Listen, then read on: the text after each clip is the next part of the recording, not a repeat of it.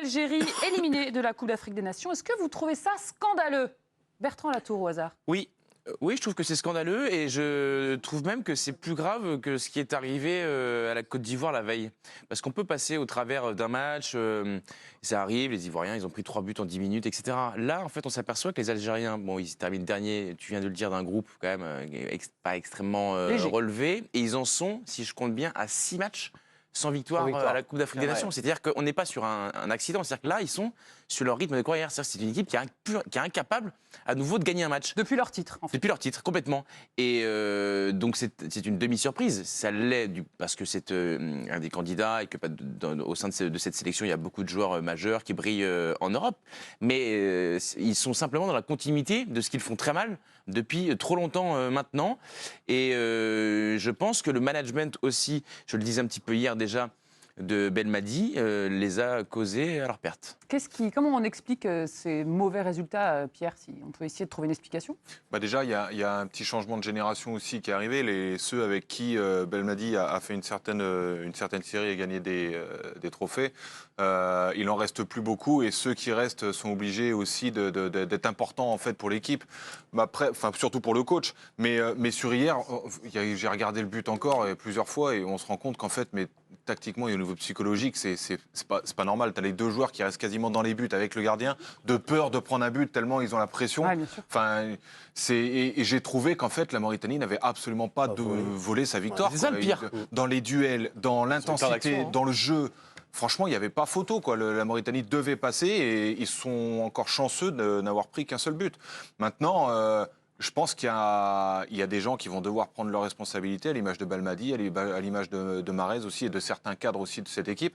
Mais il y a un gros chantier à faire, même en termes. C'est plus Griad Mahrez là. Ouais, non, mais évidemment, il y a aussi Mahrez par rapport à tout ça, mais je pense aussi qu'il y a tout à refaire en termes de formation, d'essayer de retrouver. Là, ils sont contentés de regarder les binationaux. Ouais. Il y a Aouar qui est arrivé dans le groupe.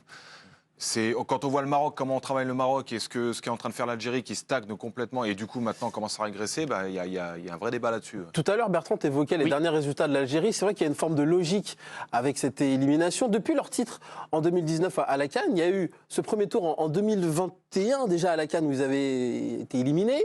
La Coupe du Monde, souvenez-vous, en 2022, éliminés au barrage face au Cameroun. Et là, une nouvelle fois, ils ne passent pas le premier tour. Donc finalement, depuis 2019, en tout cas, c'est très compliqué pour avoir des beaux résultats avec la sélection algérienne. Avant d'entendre Bruce et Georges qui ont très envie de s'insérer dans ce débat, je voudrais qu'on aille du côté de la Côte d'Ivoire où nous attend, l'homme que j'avais en gros plan depuis le début de l'émission, Nabil Djellit en direct de la Côte d'Ivoire. Salut Nabil, comment vit cette élimination côté algérien? Est-ce que les mots de scandale, de honte sont trop forts pour toi? Salut France, salut à tous. Bon, j'essaie de vous entendre au mieux, c'est pas forcément facile. Je crois que la première question, c'est comment les Algériens vivent cette élimination. Ils la vivent non pas avec tristesse, mais plutôt avec colère, parce que c'est la troisième désillusion, c'est le troisième chaos que cette sélection algérienne prend. Il y a eu effectivement la CAN la dernière fois au Cameroun. Il y a eu le choc, on va dire, de l'élimination et le traumatisme de l'élimination face au Cameroun à la dernière Coupe du Monde. Et là, ils revenaient un peu avec des espoirs, avec une quête de rachat. Et en fait, ça a tourné au fiasco XXL. Donc maintenant, ils sont à la recherche de responsables et de coupables. Le coupable, c'est Belmadi le coupable ou pas? Parce que je sais qu'il est question de démission, de est-ce qu'il va s'en aller, les supporters en tout cas qui réclament sa tête. Est-ce que c'est Belmadi le coupable pour toi? Bon, je suis désolé, je mets le téléphone dans mon oreille parce que j'entends pas bien, mais là, oui, c'est Djamel Belmadi. Il y a un moment, évidemment, il a sa part de responsabilité dans cette histoire. Il a présenté une équipe en manque d'inspiration. Il y a eu très peu de renouvellement. C'est comme les téléphones portables. Vous aviez une version plus. Il a présenté une version 2019 plus, mais le logiciel, lui, ne répond plus du côté algérien. Il y a eu depuis la dernière CAN qu'il a gagnée, ensuite 35 matchs sans défaite, et puis une équipe qui a complètement dévissé, et lui aussi avec une communication qui a été assez désastreuse. Il a perdu le fil et il n'a pas assez renouvelé son groupe, et il y a eu des joueurs qui ont extrêmement déçu, des joueurs cadres, et notamment la star de l'équipe qui a été complètement aux abonnés absents, Riyad Mahrez. Donc je ne vois pas comment Djamel Belmadi peut rester aujourd'hui à la tête de l'équipe d'Algérie. j'ai écouté un petit peu les arguments pardon, de Pierre Boubi, qui a été comme d'habitude très pertinent sur le fond. Oui, il y a un chantier, il y a des choses à revoir. Et en fait, cette élimination, elle va surtout permettre maintenant pour les Algériens de repartir sur un nouveau cycle. Parce que, comme dans tout, comme dans la vie, cette équipe, elle est arrivée elle est arrivée en bout de piste. Tout simplement, il y a des jeunes qui émergent, il y a de la qualité, il y a des jeunes qui sont arrivés. Gouiri n'était pas là, mais il y a Aït-Nouri, il y a Shaibi, il y a Ounas. Et c'est autour de ces joueurs-là qu'aujourd'hui l'équipe d'Algérie va devoir repartir, probablement avec un nouveau sélectionneur. Merci Nabil, tu restes avec nous. Georges, on n'a pas entendu tes arguments, mais quand on voit la faiblesse entre guillemets du groupe, ils ne peuvent pas ne pas sortir du groupe avec de tels adversaires, non? Non, bien sûr, mais est-ce que c'est scandaleux aussi? Moi, je pense à notamment la dernière sortie de Jamel Belmadi hier en conférence de presse. C'est vrai que ça fait quelques temps déjà qu'on voit qu'il n'y a pas beaucoup d'autocritique. Sur sa gestion, il est surtout dans la confrontation avec la presse, et alors qu'il y a vraiment beaucoup à dire quand même ne serait-ce que sur cette CAN.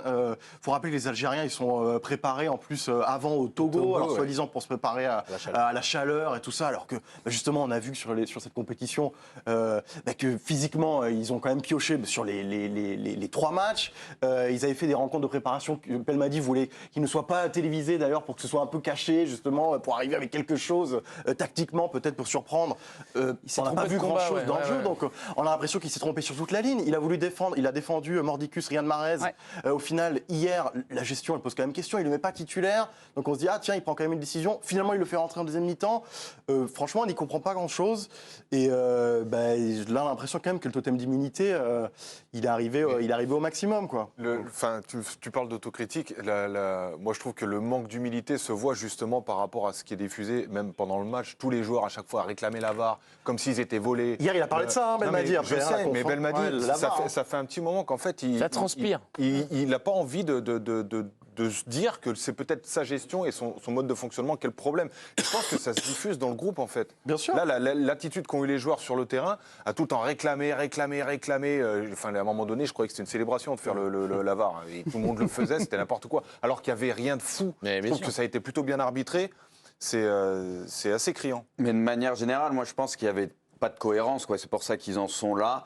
Tu as l'impression que c'est entre deux. On l'a vu sur les premiers changements notamment. Shaibi, qui est un joueur très intéressant, il a fait le premier match, après il a disparu, alors qu'on sait que c'est un joueur intéressant. Là, on l'a vu, il a subi un petit peu la pression peut-être sur le troisième match. Il y a eu pas mal de changements. Il en a fait 5 à peu près sur le troisième match. Pour exemple, tu as Belaïli qui avait montré des choses intéressantes, qui était sur le banc. Bon, Mahrez, ça pouvait se justifier, parce que c'est vrai qu'il n'avait pas été bon sur les premiers matchs. Mais voilà, la défense catastrophique aussi. Il n'y avait pas grand-chose qu'allait. Devant, tu as Bounedjah qui maintenait un peu cette équipe à flot parce que c'est le seul buteur dans la compétition. Mais c'est vrai que de manière générale, tu as l'impression que c'est entre deux. Il y a un basculement peut-être de génération. Et on n'a pas su comment se situer du côté de Belmadi et de l'Algérie, justement. Et c'est pour ça que ça n'a pas du tout fonctionné. Tout à l'heure, Georges, t'évoquais Jamel Belmadi et son rapport avec les journalistes, notamment algériens. Toujours ou très souvent, trop souvent même dans la confrontation. Ça s'est encore vérifié hier après l'élimination de l'Algérie, où il s'en est pris encore vertement à un Algérien, un journaliste algérien, j'allais dire supporter. Ouais, c'est un peu pareil. Presque. On l'écoute. De toute manière, toi, depuis le début, t'es en mission. Ouais, t'es connu, toi, des Z-Foot. Depuis le début, c'est comme ça. Tu n'as pas précisé que peut-être un des rares entraîneurs, le deuxième, à avoir gagné une Coupe d'Afrique aussi. Alors, ouais, ça, mais je me fous de tes remerciements à toi, parce que je te connais depuis 6 ans. Pour ceux qui ne te connaissent pas, ta question, je ne sais même pas quoi répondre à ça. Si c'est pour démarrer comme ça, pour moi, c'est pas du journalisme. Toi, t'es en mission depuis le début, je te l'ai déjà dit de toute manière. Question suivante.